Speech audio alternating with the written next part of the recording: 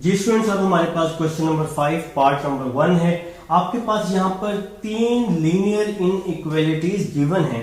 आप लोगों ने क्या करना है, इनका शेड बनाना है। तो सबसे पहले मैंने यहाँ पर क्वेश्चन नंबर 5 पार्ट नंबर 1 आप सबके सामने यहाँ राइट कर दिया है, आप लोगों की बुक पर भी मौजूद है। ठीक है, इसके बाद आप लोगों को पता है कि आप लोगों ने लिखना होता है फॉर एसोसिएटेड इक्वेशन। तो इसका क्या मतलब होता है, आपके पास जो लेस या ग्रेटर हो इसको आप लोग इक्वल की फॉर्म में चेंज कर लेते हैं।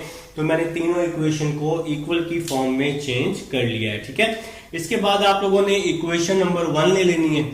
तो यहां आप लोग लिखेंगे फ्रॉम इक्वेशन 1। ठीक है जी, तो ये जी आपकी इक्वेशन नंबर 1 है। 3x minus 4y is equal to 12। ठीक है जी, तो यहां पे आप सबको पता है कि आपने सबसे पहले x को 0 पुट करना होता है। x को 0 पुट करने, तो देखें जी ये x 0 हो जाएगा, -4 वहां जाके 12 के नीचे डिवाइड होगा तो y की क्या वैल्यू आ जाएगी, -3 आ जाएगी। और जब आप लोग y 0 पुट करेंगे तो ये y 0 हो जाएगा, 3x 3 12 के नीचे डिवाइड होगा तो 3 4 12 हो जाएगा, x की वैल्यू 4 आ जाएगी। पॉइंट्स निकालना अब मैं आपको सिखा चुका हूं। ठीक है, अभी आप लोगों ने इक्वेशन नंबर 1 ली है। अब आप लोग क्या करेंगे, इक्वेशन नंबर 2 को ले लेंगे। अब आप लोग क्या लिखेंगे, फ्रॉम इक्वेशन 2। अब मेरे भाई इक्वेशन नंबर 2 ले लेंगे।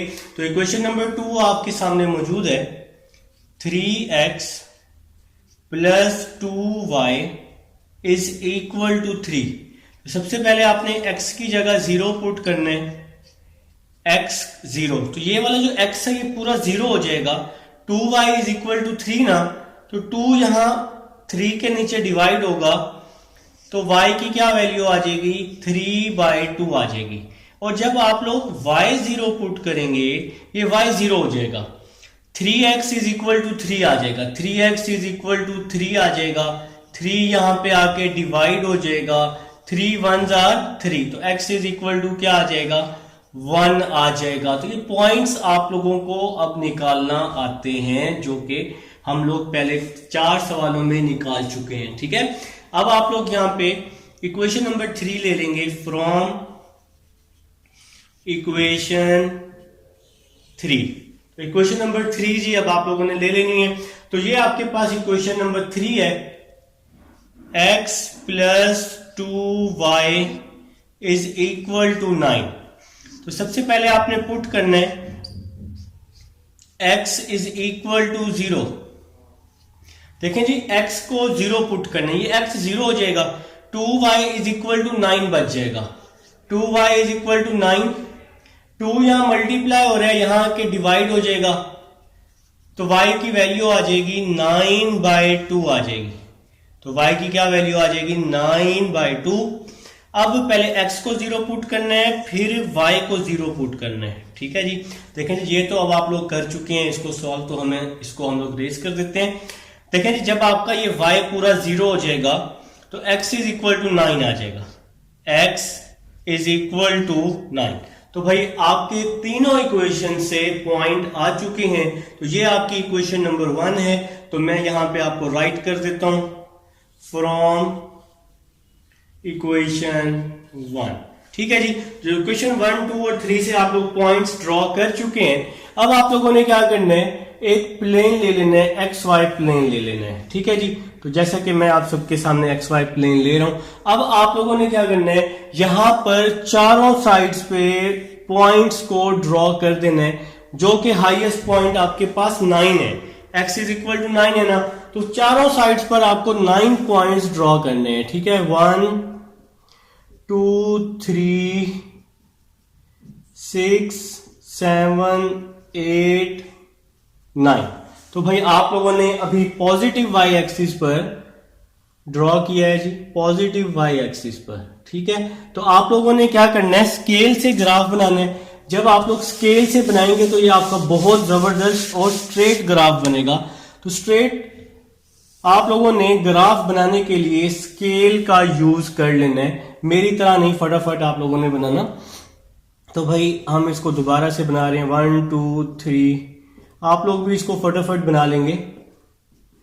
जो बच्चे मेरे साथ साथ नोट कर रहे हैं, ये पॉजिटिव वाई एक्सिस हो जाएगा 2 3 4 5 6 7 8 9।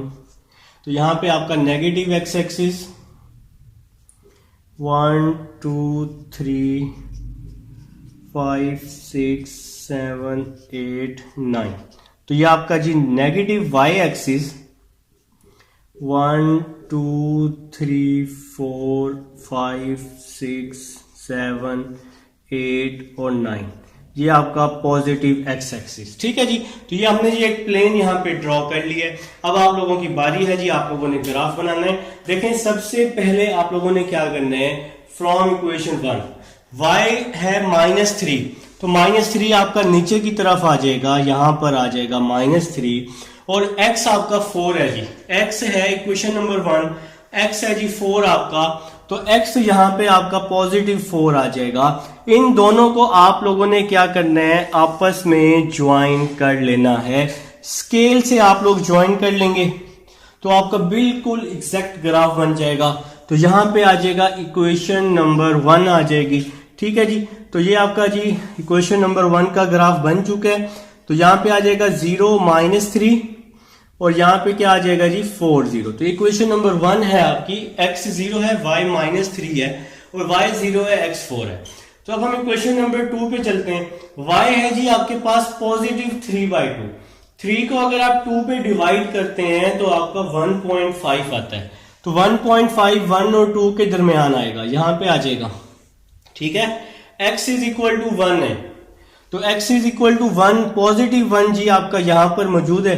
अब मैंने क्या किया, इन दोनों को आपस में मिला दिया। उम्मीद है जी आप लोगों ने भी इसी तरह से इसको ज्वाइन करके यहाँ पे इक्वेशन नंबर 2 का इसको नाम दे दिया होगा। ठीक है। तो जी हम लोग इसको ज्वाइन कर चुके हैं। चलें जी, इक्वेशन नंबर 2 अब आपकी बन चुकी है। इक्वेशन नंबर 2 का आपका ग्राफ ड्रॉ हो चुका है। तो देखें जी, एक बार जो लाइन ड्रॉ हो जाए ना वो बस हो गई। ठीक है। तो ये जी इक्वेशन नंबर 2 का आपकी लाइन ड्रॉ हो चुकी है। अब हम लोग जी लाइन 3 की तरफ चलते हैं। तो लाइन 3 है जी y 9/2 है। तो 9 को अगर आप 2 पे डिवाइड करते हैं तो 4.5 आता है। तो 4.5 को हम लोग यहां पर ले लेते हैं 4 और 5 के दरमियान, और x इज इक्वल टू 9 है।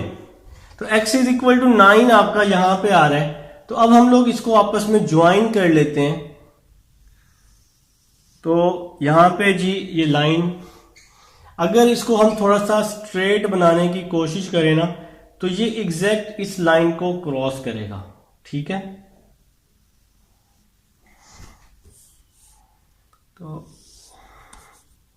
आप लोग स्केल से इसको फटाफट बना लेंगे। ठीक है जी। तो जब आप इसको स्केल से बना लेंगे ना तो ये यहां पर इसको क्रॉस कर देगा ऊपर की तरफ।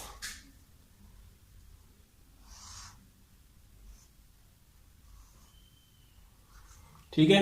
तो ये आपकी जी लाइन 3 बन जाएगी और ये लाइन 2 बन जाएगा। ठीक है बेटा। जिस फ्रेंड्स अब हमारा ग्राफ बन चुका है, अब आप लोगों ने शेड करना है। शेड करने के लिए आप सबको पता है कि आप लोग चेक करते हैं कि गिवन इक्वेशन सेटिस्फाई है या नहीं है। ठीक है। अब आप लोगों ने सेटिस्फाई चेक करना है। सेटिस्फाई चेक करने के लिए हमें क्या करना पड़ेगा, इसको 0 पुट करना पड़ेगा, और इससे पहले मुझे ये साइड रेज करनी है क्योंकि रिकॉर्डिंग में अब आपके पास ये साइड मौजूद है। अगर आपको ये साइड जरूरत पड़ेगी तो आप लोग वीडियो को बैक करके देख लेंगे। तो अब हम लोग जी नेक्स्ट पोर्शन की तरफ चलते हैं। ग्राफ तो हमारा रेडी हो चुका है। अब आप लोगों ने हेडिंग लगानी है चेक की। तो चेक की हेडिंग लगाने के बाद फिर आप लोगों ने इन इक्वेशन को चेक करना है कि ये सेटिस्फाई है या नहीं है। ठीक है जी। तो ग्राफ के नीचे ये काम करने हैं आप लोगों ने। यहां पे आप लोग हेडिंग लगा लेंगे चेक की। अब आप लोग सिंपल यहां पे करेंगे जी, सबसे पहले इक्वेशन नंबर 1 ले लेंगे। तो ये देखें जी इक्वेशन नंबर 1 है 3x - 4y less than and equal to 12। इस पूरी वैल्यू को 0 पुट करेंगे। तो क्या 0 छोटा होता है 12 से? बिल्कुल जी, 0 12 से छोटा ही होता है। ट्रू है जी, ये आपका ये इक्वेशन सेटिस्फाई है। अब आप लोग सेकंड इक्वेशन ले लेंगे। सेकंड इक्वेशन क्या है जी, 3x + 2y greater than and equal to 3, इस पूरी इक्वेशन को जीरो सपोज कर लेंगे, जीरो पुट कर देंगे। क्या जीरो 3 से ग्रेटर होता है? बिल्कुल भी नहीं होता। तो ये कंडीशन आपकी क्या हो जाएगी? फॉल्स हो जाएगी। ठीक है, अब हम थर्ड इक्वेशन ले लेते हैं। थर्ड इक्वेशन है x plus 2y less than 9। तो 0 लेस देन 9 आ जाएगा, तो 0 लेस होता है 9 से, तो थर्ड इक्वेशन हमारी ट्रू है। तो अब हम सबको पता है कि शेड ओरिजिन में तब होगा जब गिवन इक्वेशन ट्रू हो, मतलब सारी की सारी इक्वेशन जब ट्रू होंगी तब ही शेड ओरिजिन में बनेगा। अब इसका शेड ओरिजिन में नहीं बनेगा क्योंकि ये सेटिस्फाइड नहीं है। तो सेटिस्फाइड नहीं है तो अब हमें इसको क्या करना पड़ेगा? कॉमन एरिया में शेड करना पड़ेगा। यहां से ऐसा एरिया ढूंढना पड़ेगा जहां पर तीनों का शेड मौजूद हो। वो एरिया ये भी हो सकता है, ये भी हो सकता है, ये भी हो सकता है। ठीक है, तो अब हम लोग जी ये एरिया ढूंढते हैं कि आप लोगों ने एरिया कैसे ढूंढना है। देखें, आप लोगों ने रफ साइड करनी है, पेज की रफ साइड ले लेनी है। रफ पे आप लोगों ने इस तरह से एक ग्राफ बना लेना है। ठीक है, सबसे पहले आप लोग इक्वेशन नंबर 1 देखें। इक्वेशन नंबर 1 आपकी कुछ इस तरह से बनी हुई है। इक्वेशन नंबर 1 आपकी कुछ इस तरह से बनी हुई है। तो ये है जी आपकी इक्वेशन नंबर 1। ठीक है, अब आप लोग देखें कि क्या इक्वेशन नंबर 1 ट्रू है। आप लोगों ने कहा सर इक्वेशन नंबर 1 ट्रू है, तो फिर मैं आपसे पूछूंगा कि अगर इक्वेशन नंबर 1 ट्रू है तो इसका शेड कहां बनेगा? आप लोग कहेंगे कि सर इसका शेड ओरिजिन की तरफ बनेगा क्योंकि ये सेटिस्फाई है, ये ट्रू है। तो मैं कहूंगा ये लें भाई, आप लोगों ने इसका शेड ओरिजिन की तरफ बना दिया है। ठीक है, तो इसके बाद अब आप लोगों ने क्या करना है? इक्वेशन नंबर 2 ले लेनी है। इक्वेशन नंबर जो 2 है ये कुछ इस तरह से बनी हुई, देखें ओरिजिनल ग्राफ की तरफ देखें। तो इक्वेशन नंबर 2 मैं ड्रॉ कर देता हूं। ये लें जी, इक्वेशन नंबर 2 मैंने यहां ड्रॉ कर दी रफ पे। तो इक्वेशन नंबर 2 क्या सेटिस्फाई है? आप लोग कहेंगे कि सर इक्वेशन नंबर 2 सेटिस्फाई नहीं है। तो फिर मैं आपसे कहूंगा कि इक्वेशन नंबर 2 का शेड कहां बनेगा? इक्वेशन नंबर 2 का शेड ओरिजिन के अंदर बनेगा या ओरिजिन से बाहर बनेगा? तो आप लोग कहेंगे कि सर इसका जो शेड है ये ओरिजिन के बाहर बनेगा। तो मैं कहूंगा भाई कर दें, ओरिजिन से बाहर कर दें। तो ये मैंने जी ओरिजिन से बाहर रेड कलर में इसका शेड कर दिया। ठीक है जी, तो इसका शेड ओरिजिन के बाहर हो जाएगा। ठीक है मेरे भाई, तो इक्वेशन 1 और 2 को अब हम ड्रॉ कर चुके हैं। अब इक्वेशन नंबर 3 की बारी है। इक्वेशन नंबर 3 कुछ इस तरह से आपके पास बनी हुई है। तो ये जी हम इक्वेशन नंबर 3 ड्रॉ कर देते हैं। ये इक्वेशन नंबर 3 आपकी आ जाएगी। तो भाई इक्वेशन नंबर 3 अब हम ड्रॉ कर चुके हैं। इक्वेशन नंबर 3 जो है ये ट्रू है, ये सेटिस्फाई है। तो इक्वेशन नंबर 3 का जो शेड है आप लोग कहेंगे कि सर ये ओरिजिन के अंदर बन रहा है। तो ये जी ओरिजिन के अंदर शेड बन गया।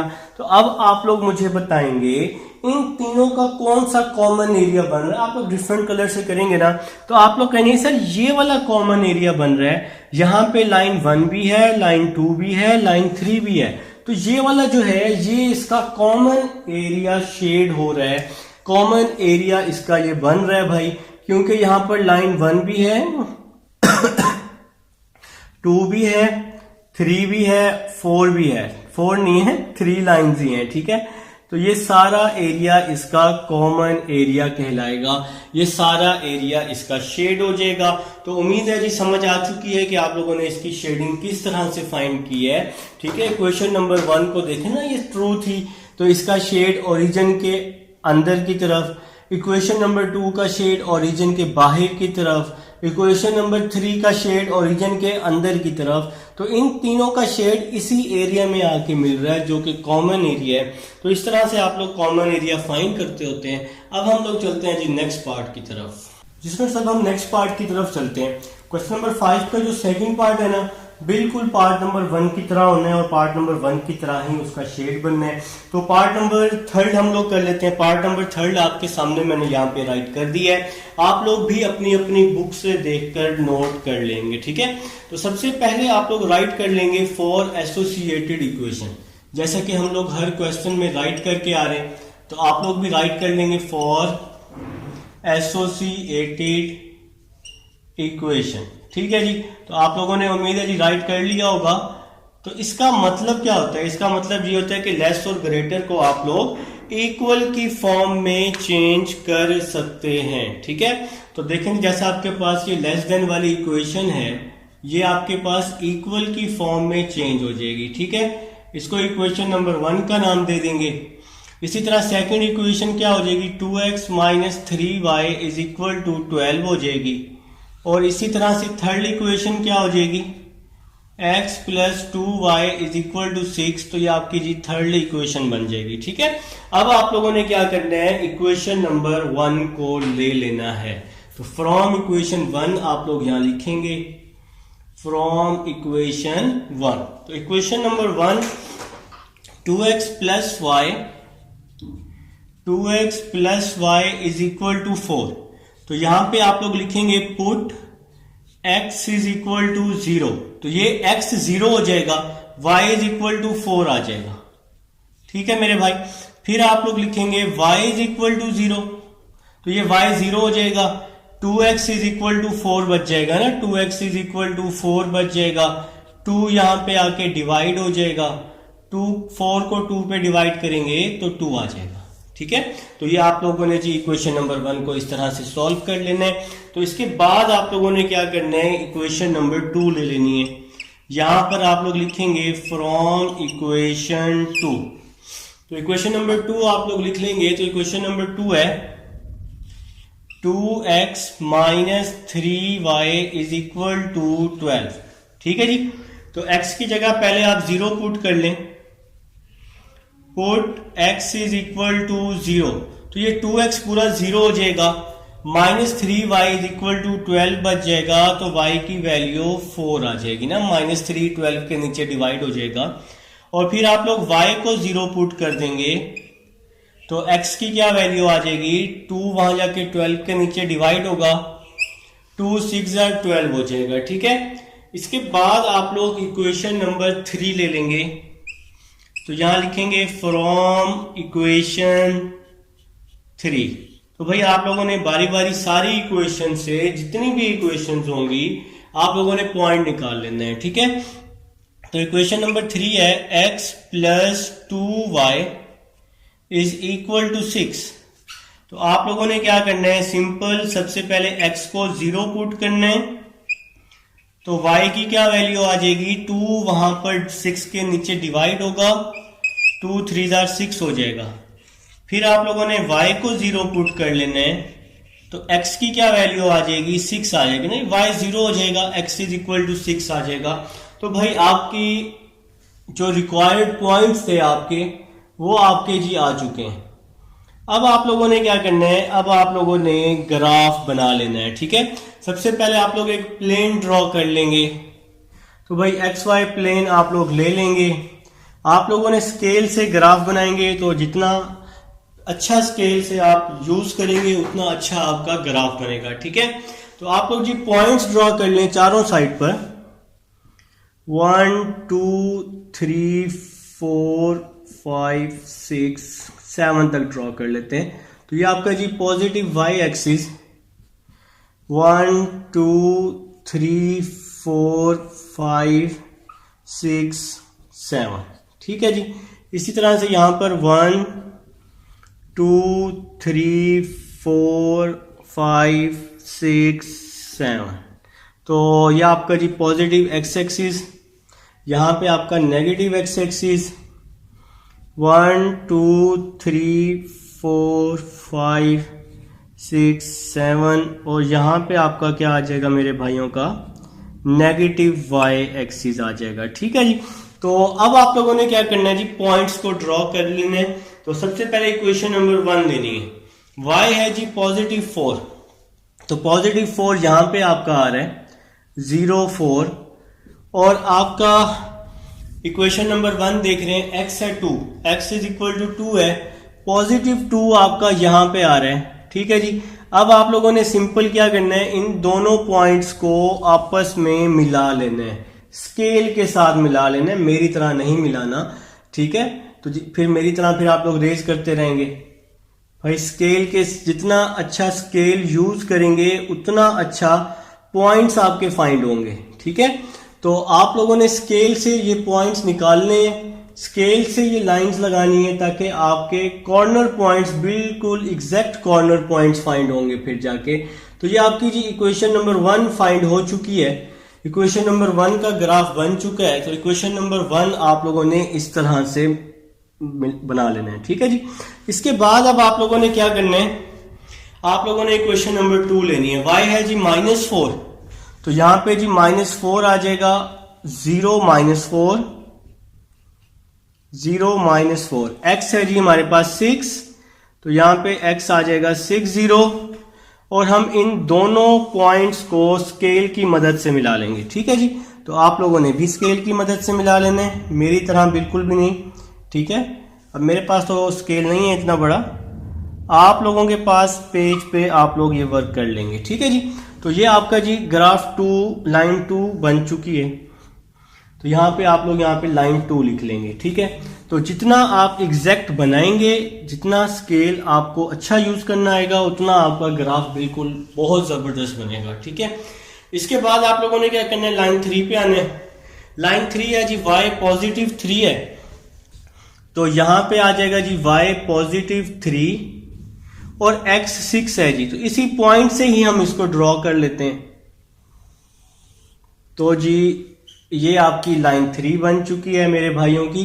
तो ये जी आप लोगों का ग्राफ तैयार हो चुका है। तो अब आप लोगों ने सिंपल क्या करना है, आप लोगों ने सिंपल शेडिंग करनी है। शेडिंग करने के लिए मेरे भाइयों को पता है कि आप लोगों ने चेक करना होता है कि ये जो गिवन लाइंस हैं ये सेटिस्फाई हैं या नहीं है। देखिए ग्राफ तो हमारा बन चुका है, ठीक है, ग्राफ हम लोग बना चुके हैं। अब मुझे ये साइड एक साइड रेस करनी है ताकि हम लोग ग्राफ को प्योर अच्छा सा एक प्यारा सा ग्राफ मैं आपको बना के दूं, ठीक है।